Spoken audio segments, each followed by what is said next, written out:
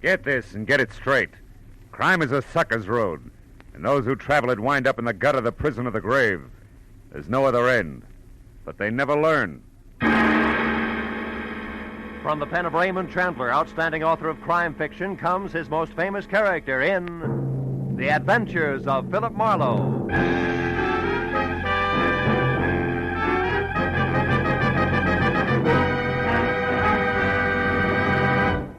Now, with Gerald Moore, starred as Philip Marlowe, we bring you tonight's exciting story, The Bedside Manners.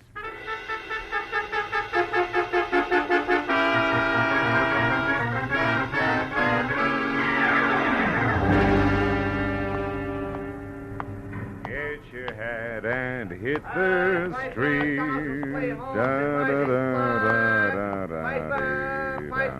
Get your paper. Hi, Mr. Marlowe. Hi, Tommy. Paper tonight? Okay, kid. Here you are. Thanks. Take it easy now. Sure. Hey, Mr. Marlowe, your change. Mr. Marlowe, watch the car. Look out! Hey, driver, red light. Holy cats, call an ambulance. Somebody hang on, Mr. Marlowe. Don't try to move. You're going to be okay. Just take it easy.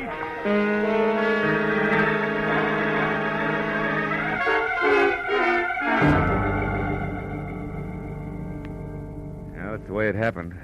2 weeks ago. When they scraped me up off the pavement, I felt like everything must have been broken. But finally, the doctor boiled it all down to a fractured tibia and assorted bruises. Netted me 10 days in the hospital, tangled up with enough pulleys, weights, and trapeze bars to rig a circus tent.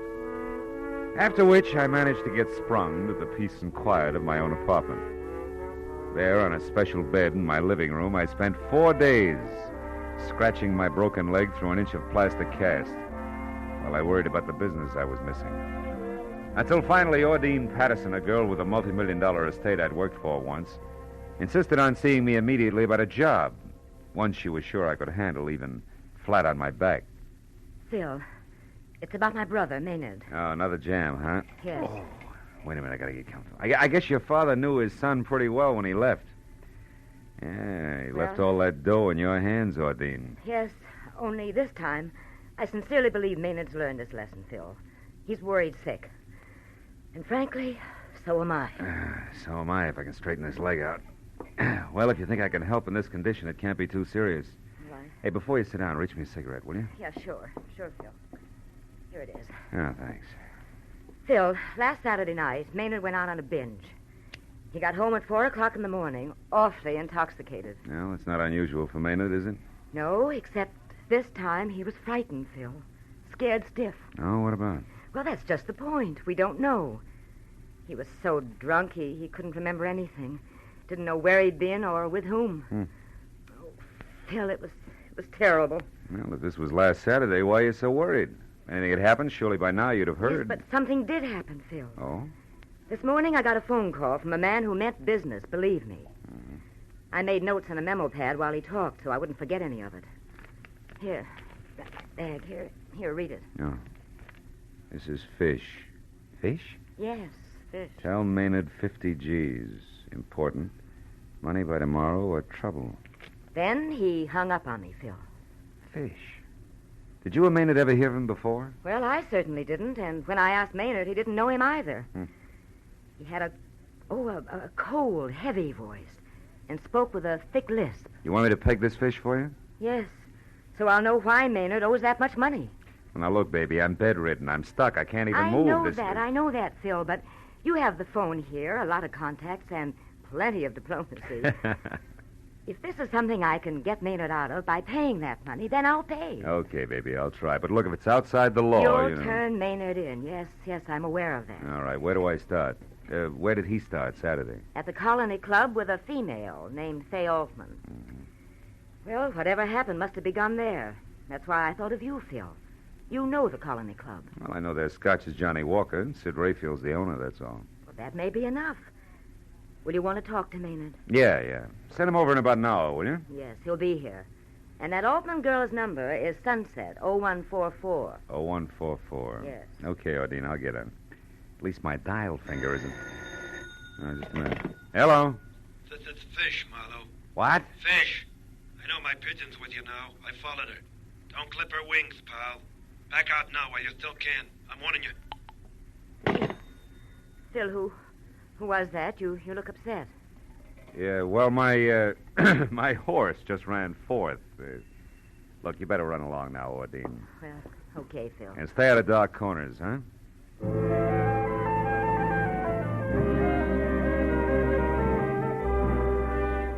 In spite of my sitting duck position, I told myself that a private detective who listens to warnings today is out of business tomorrow. So I put in a call for Sid Rayfield at the Colony Club. Sid was out, so I left a message for him to get in touch with me. Next, I tried Fay Altman, but the Sunset number went unanswered. After that, I started checking for the next best thing to legs I could think of. A guy named Hunger Malloy. By profession, a roving bookie. By appearance, a slouch and threadbare hound's tooth propped against any convenient lamppost. Hunger, by some peculiar instinct, either knew or could find out about anything, especially slightly illegal. And because I'd once pried him out of a tight spot, he loved me like a brother. I finally located him in a pool hall on Melrose and told him what I needed to know. He promised it was as good as done and was off to the Colony Club and I would hear from him. Well, that left me with nothing to do but scratch my cast again, worry about my gun being in the desk drawer in my office, think about fish, and wait. Things went like that for 45 minutes and then... Come in.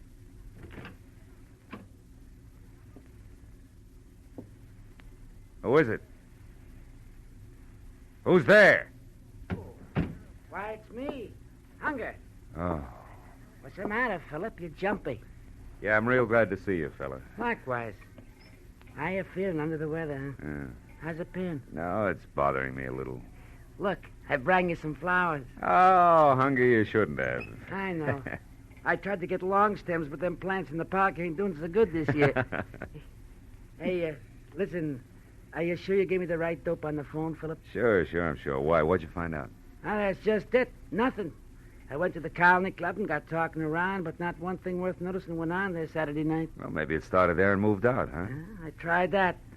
Some of the customers went out to the valley after to shoot little dice. Another bunch moved down to that big joint on Adams for some poker. That's all. Gambling, huh? Could be a gambling setup. Were they big games? No, just the usual. Nothing extra at all. Oh. And especially, I couldn't pin down a thing on any 50 G's changing hands. Are you positive, Hunger? Well, you don't ask too many questions in that league, Philip, but I'm pretty sure nobody got rich or I'd have heard, you know? Oh. I got a hint, at least. Yeah, well, look, what about this guy named Fish? Blank. Some new faces in town, but no high rollers answering to Fish. And the background on Fay Altman? Yeah, some. Pick and shovel queen, in a nice way. Uh-huh. Been digging nuggets here and there for a year or so.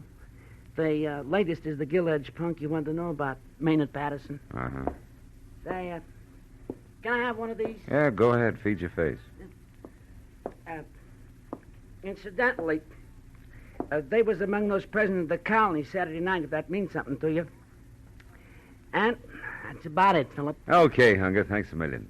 I'm sorry I couldn't be more help, but I think you're getting a bum pitch. Oh, well, You know, in you- fact, visitors. Hey, I got to back way out of here. It won't look so good. Sure. Bedroom, Hunger. You can go out the window and down the fire escape. Hey, wait a minute. Is that a new shirt? No, I come into a bit of clink, so I had it washed. Ha I hope you're feeling better, Philip. I'll see Yeah, you. thanks. Oh, come in. Ordine, my sister, said you wanted to see me, Mr. Marlowe. Sorry about your leg. I'm sorry about it, too. I can't get comfortable. Hey, I hear you really tied one on the other night, huh, kid? Yeah, but I'm through, Mr. Marlowe, I swear it. Yeah, sure. Sit down. Oh, thanks. What about the gambling? Lose your head over that, too? Yeah, I guess I do. As far as my allowance goes, anyway. Now, look, I want you to tell me all you remember about Saturday night. Well, I went to the Colony Club with Fay. That's my girl, Fay Altman. By the way, how do you rate stuff like Fay on your allowance? Huh? Just a Skip minute. it. Skip it. Go ahead. Well, I was drinking quite a bit, and by 1 o'clock, I guess I was pretty fuzzy. I lost Fay someplace. Then I went outside for some air, and from there on, it's just a blank. Well, now, look, if you didn't pass out cold, you're bound to have some flashes you can remember. I want it all. Well, I do remember a couple of things, Mr. Marlowe. Oh? They're more like a dream than anything else. I seem to remember a big, old-fashioned house. It was dark and gloomy with high ceilings and old, ornate brass chandeliers. I don't know how I got there or what I was doing. Were you alone? Well, I don't think so. I've got a man's face in my mind, a flabby guy in a silk shirt. He had big hands, freckles on the backs of him, with kind of a reddish hair on him. I remember him against something green. Did he lisp? I can't seem to remember. And just thinking about him gives me the willies, but I don't know why. I can't figure out why. I talked to Faye. She waited for me until the colony closed, and then she went home. She was pretty mad about it. You sure that's all you can remember? Yep. Yeah, that's everything. Oh, does it make any sense at all? Not much. Sounds like you could have been mixed up in a poker game at a green top table in an old dump on Adams. Lost your shirt to a fat guy named Fish. You think that's all there is to it, huh? Well, not quite all. There's the little matter of $50,000 you owe him. 50,000? Look, Mr. Marlowe, if you and Ordine get me out of this mess, I swear I'll straighten up. I'll never get into trouble again, honest. Sonny boy, what you do later is your sister's headache, strictly. I got trouble enough lining things up so you can get off the hook. Now go on home and stay there till I call you. Okay. Mr. Marlowe, I know you don't like me, but... Well, thanks anyhow. $50,000. Oh. Sunset 01 4. They have to put Cass on so tight. Hello? Faye, my name is Phil Marlowe. I've been trying to reach you for 2 hours. Well, maybe you need longer arms, Mr. Marlowe. No, just some conversation about Maynard Patterson. I'm in my apartment, number 210, Grenade Arms on Franklin. Can you come over? Why would I want to talk about Maynard to you in the first place, and why don't you come over here in the second? Well, in the first place, I'm a private detective. In the second, I got a busted leg. How about it? It's important. Well, I've never dated a private detective with a broken leg before. It sounds entrancing. I'm around the corner on Bronson. I'll be right there. Good. Goodbye, Faye. Come on in. Well. Sid Rayfield in person yet? Yeah. The boys at the club told me about your urgent call, peepers, so I came right out. Well, if I'd known you were coming, I'd have baked a snake, Sid. Skip the cracks. I know what you want. Well, then you're clairvoyant, because I'm not sure myself yet. Try this. You're working for Ordine Patterson like you did once before because that punk brother of hers is in a bad jam with one Mr. Fish. Well? Yeah, it's quite neat. You happen to know the guy? Yeah, Marlowe, I happen to know the guy. That's why I'm here. To tip you because you're a friend of mine, more or less. So I say leave it alone, Marlowe. Get out of it. Stay out. It's none of your business. You know, you talk like a man with a personal angle. What? Why, I ought to split your lip for that. I come here to do you a turn Take and it easy. Mind your bedside manners, Sid. I'm an invalid. You'll be worse than that if you don't back out of this. I'm telling you, this guy Fish is too hot to handle, Marlowe, and you better... Who's that? How should I know? For a sick room, this joint's becoming more like Hollywood and Vine by the minute. I took a long chance coming here. I got to get out without being seen. Well, try the bedroom window and fire escape. Everybody else does. Don't let him in till I'm gone. You hear? It ain't healthy. Marlowe! Sid! Sid, what is it? Marlowe, I'm hit. Sid! Lousy silencer. Oh, this stinking leg. Nice going, Mr. Fish. I suppose that makes me... Mr. Marlowe, it's Mitzi from the restaurant. Are you all right, Mr. Marlowe? Yeah, Mitzi, I'm okay. I'm fine. Well, I thought you was talking to somebody. No, I was reading. I didn't hear the buzzer. Oh, yeah. I know what you mean. Sometimes I get real carried away myself. That's fine. Look, I fixed up your dinner. Everything just like you ordered. Here, I'll drag the No, table Mitzi, over. I don't think I'll eat right now. Just put the tray down and beat it, huh? Like a good girl? Yeah, but what about the dishes? Get them in the morning. Will you get out of here? Will you go on? Oh, gee whiz, okay.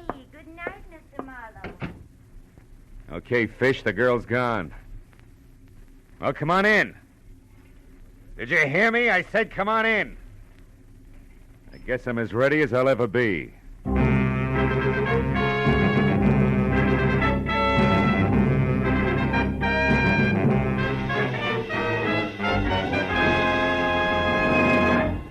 In just a moment, the second act of Philip Marlowe. But first, this Wednesday night, CBS brings you the premiere of a bright new musical show, The ABCs of Music, starring Robert Q. Lewis and Ralph Flanagan's orchestra. It promises a half hour of top hits and top entertainment every Wednesday on CBS. when also you hear the hilarious Groucho Marx quiz show, You Bet Your Life, and the drama of Dr. Christian. The ABCs of music, Groucho Marx, and Dr. Christian come every Wednesday on most of these same CBS stations.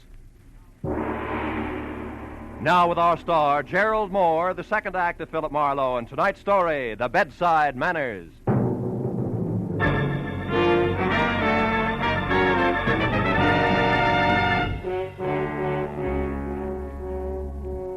A man is never ready to die, really. Sometimes saying you are helps. Sometimes, like when you're flat on your back waiting for a killer with a silencer, might step into view through your bedroom door. I kept on waiting for 60 seconds, each as long as a fall down an empty well. Once I thought I heard the window close. At least another 5 minutes went by. Then I actually began to believe that for some reason Fish had gone away. Well, that made the scoreboard real easy to read. Sid Rayfield, a guy who knew his way around, had been killed, and I hadn't been able to do a thing about it. It was time for a call to homicide. But even as I reached for the phone, it went off. Hello. I said hello. This is your last warning, Marlowe. Oh, you got to a phone fast, Buster. What's on your slippery mind, Fish? Something you'd be smart to pay attention to. You see, Marlowe, you're only still alive because it's convenient to me. Too bad you didn't feel that way about Sid Rayfield. Rayfield got what he deserved, and so will you. Like I said, you're only still alive because it's convenient to me. You happen to be working for the lady who holds the purse strings. Go on. Therefore, there's very little more, Marlowe, except this. Maynard Patterson's a lousy poker player. On Saturday night, he dropped $50,000 to me. $50,000 in two markets, Marlowe. One for $2,000, the other for $48,000. I want both paid promptly, you understand? Not quite. Maynard Patterson doesn't remember what happened Saturday night. So? Maybe you know all about it and you're making this up as you go along. No, Marlowe, that's not the case. And if you drag yourself to the windowsill in your bedroom, you'll find all the proof you need. What do you mean? That I left one of the markers there, in a white envelope. The one for $2,000. And it's in the poor little rich boy's own handwriting. I left it there so you'd know I'm not kidding about the $48,000. I'll be in touch. So long, Marlowe. Why, you all the lousy double crook. Come in. Sure.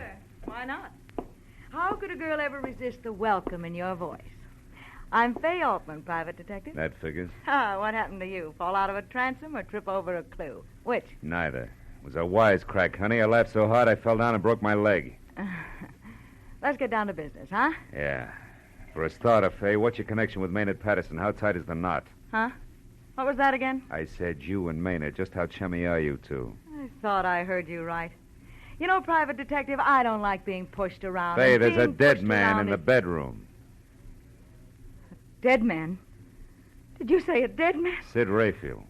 He was murdered, Fay. Oh, no. Oh, not Sid. Gee, he was a nice guy, Marlowe. Sharp, but nice. Fay, I want you to go in there and look for an envelope on the windowsill. An envelope? No, I don't think I want It's to... important, Fay. I can't get out of this bed. Now, go on. It may help us tag Sid's killer. But... All right. I'll get it. You say it's near the window... Oh, Keep going, Kay. At the windowsill. Do you see it? yeah. I've got it. Here. Yeah. Hey, the window's broken in there. Do you know it? Yeah. Now, Fay, my question about you and Maynard, somehow or other it may count. Are you in love with him? No. I mean, I like him all right. He's a good time, nice places, nice people, nice little presents, But no yachts. No, that's right. No yachts. And I like yachts, private detective. They beat rowing around in MacArthur Park, I know. I've tried them both. Anything else? Yeah, turn it around. How does he feel about you? Overboard, I guess. Look, you said that this might help catch Sid's killer. I like Sid, so I'd like to see that happen. But make this question a good one, because it's your last. Fair enough. Maynard loves you. You love money. Maynard didn't have any. Now the question. Did he have any plan to change all that? Just one. He was saving up every cent he could squeeze out of that stingy sister of his for a stake in a big card game. He was going to run it into big dough. Any help, private detective? Yeah, if you call checking other people's stories out a help. Which translates into what? Maynard did just that. Only he lost it all Saturday night. Lost his stake and $50,000 more. What? He owes that much dough? Yeah. Now tell me, have you heard from Maynard since? You had your last question, private detective, remember? Good night, Marlowe. It's been a big, fat pleasure. pleasure. I'll bet. Anyhow, Fay, my best to the fish. Your very best to the fish? Yeah. I don't get it. What fish? Never mind. Goodbye, baby, and don't slam the door.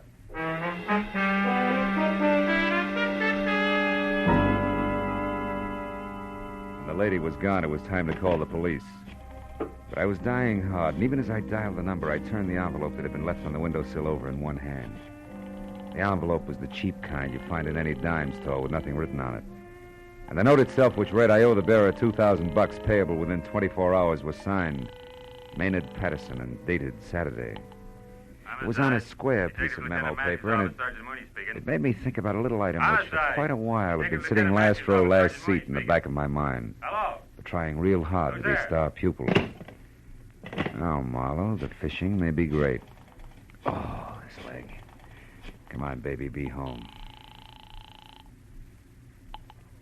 Hello? This is Marlowe, Ordine. Oh, Phil, what have you found out? I'm not sure, but among other things, they may have caught a killer. Now, listen. Do you still have that note? You know the one you brought over here, the memo you made after Fish called? Have you got it? Why, yes, it's in my handbag. But Never mind Phil- the question. Just get it, will you? All right, I'll only be a moment. I'll hang on. You better just hang up, Marlowe. I wasn't expecting you just yet, Maynard. No. Nor this gun, I'm sure. Hang up, Marlowe. It'll only make a call back, you know. Yeah. And won't my dear sister be exasperated when she keeps getting a busy signal? No matter how long she dials, only a busy signal. The pronunciation is thignal, Maynard. Huh? Or do I call you Fish? And don't look so surprised. Your act stank. People who can't pronounce the letter S avoid it instead of going out of their way to use it as in Perth strings. My mistake, Marlowe. Yeah, among a lot of others. You never should have been careless about the kind of paper you wrote the IOU on.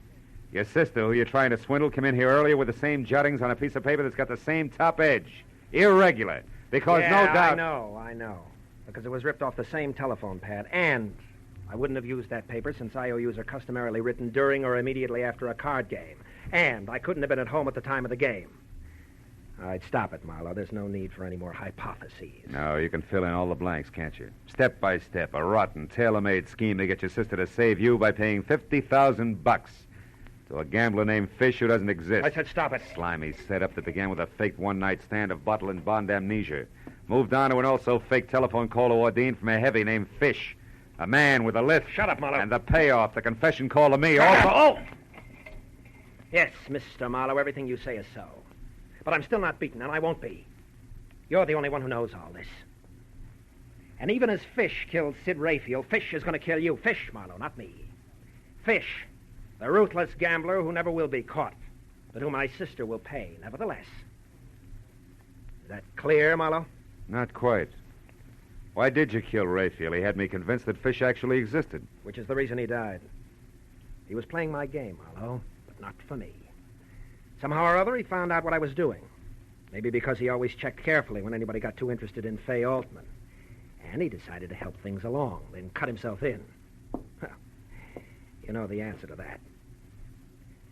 Now, if you don't mind, turn on the radio, Marlowe. Why? Silencer doesn't make Turn any... it on. Louder. I wouldn't want anything to go wrong now, Marlowe. I've been so lucky. Lucky that I got away from my sister and was free to watch this building, this apartment. Lucky so that I could see who came and who went and act accordingly.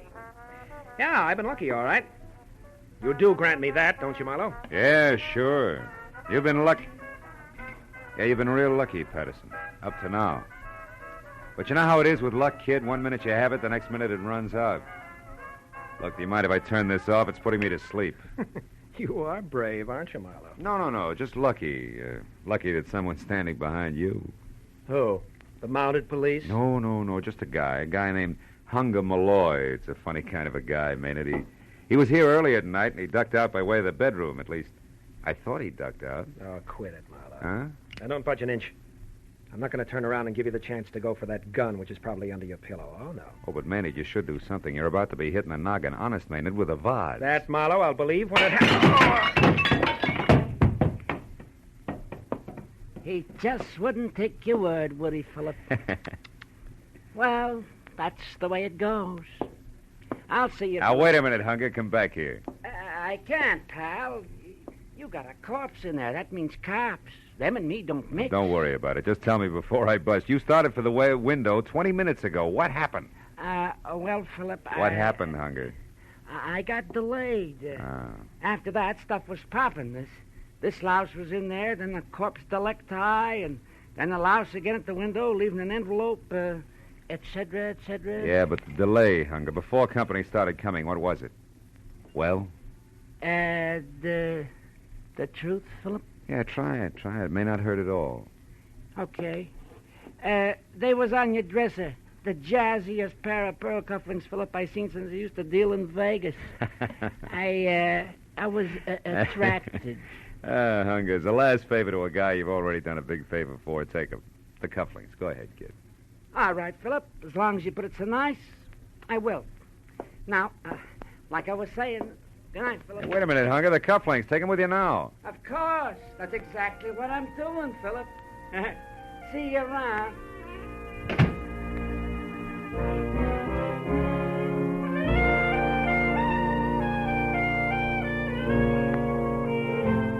Funny little guy. Funny name. Hunger Malloy.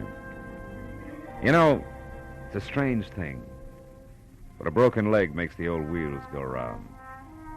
Well, that figures. Makes you think about brakes. And that brings me back to Hunger Malloy again. The only break he ever got was in his skull. Somebody once said we make our own brakes. I don't know about that. I didn't break my leg. Or maybe I did. Did I really look where I was going? And Maynard Patterson. Look at all the breaks he had. Loads of dough. Still, he didn't know where he was going either. And Sid Rayfield.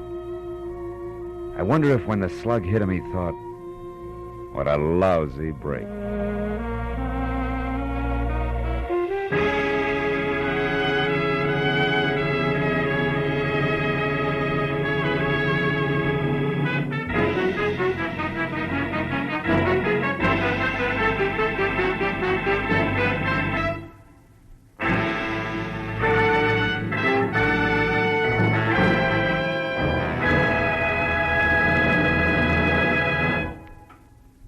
The Adventures of Philip Marlowe, bringing you Raymond Chandler's most famous characters, starred Gerald Moore, are produced and directed by Norman MacDonald, and are written for radio by Robert Mitchell and Gene Levitt. Featured in our cast were Ann Stone, David Ellis, Vivi Janis, Wilms Herbert, Paul Dubov, and Frank Gerstle. The special music is composed and conducted by Richard Orant. Be sure and be with us again next week when Philip Marlowe says... This time it was strictly out of whack. From a perfect hostess, who was rude to her guests, past a big red fence that ran all the way from L.A. to Palm Springs, to a second-story man stabbed to death in a basement apartment.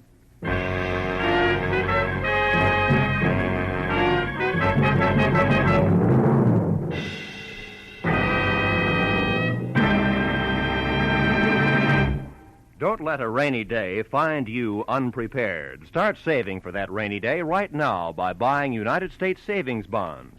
There's nothing quite like these savings bonds. They're like a cash reserve, always available when you need them, and yet they're always earning interest. If you hold on to your savings bonds until they mature, you'll get back $4 for every $3 you invest. Start providing for the future right now. Buy United States savings bonds regularly. This is Roy Rowan speaking.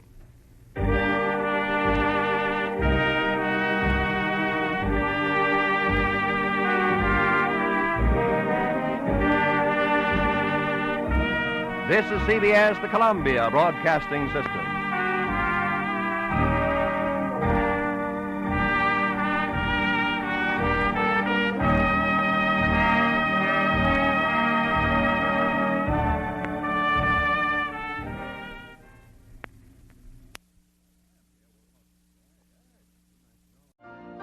You've been listening to the OTR Gold Network. Find more classic radio at otrgold.com.